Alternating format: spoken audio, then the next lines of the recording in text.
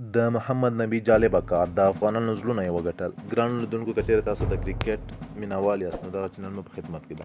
د نړۍ او د افغانستان پېژندل شوی الراونډر محمد نبي ساحل په لومړي ځل خپل مینوال حیران کړل او د افغانانو زړونه یې وګټل. افغان الراونډر محمد نبي ساحل د لومړي ځل لپاره په خپل لباس د برتانيې د جنګي الوتکې سوداګريز اعلان نه دی پرېښی. نوموړي د دې الوتکې اعلان ځکه په خپل لباس نه دی پرېښی چې له دغې الوتکې څخه د دوېمې نړیوالې جګړې پرمهال د انګريزانو ګټه استفاده کېده او د متفقینو په بریا به یې ستره ونډه درلوده.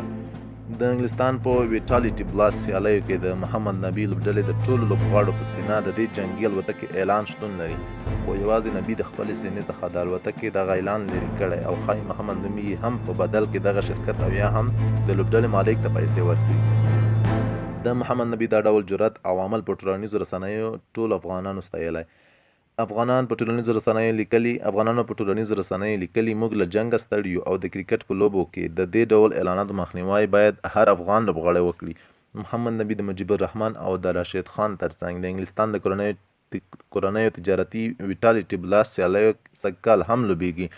له دې وړاندې تیر کال هم درې واړه افغان لوبغاړي په دغه لیګ کې لوبېدلي وو. پېژندل شوي درې واړه افغان لوبغاړي چې تازه د نړیوال جام سیالیو وروسته له انګلستانه هېواد ته راستنه شوي وو، اوس نو یوازې راشد خان په هېواد کې پاتې. مجيب او محمد نبي د دې سیالیو لپاره بیرته انګلستان هېواد ته رسېدلي دي. پاتې دې نه وي چې ویټالټي بلاس سیالۍ په انګلستان کې پرون شپه د جولای پر 18 نیټه د 18 لوبډلو ترمنځ پیل شوې او د سپتمبر تر 21 نیټې پورې به دوام وکړي.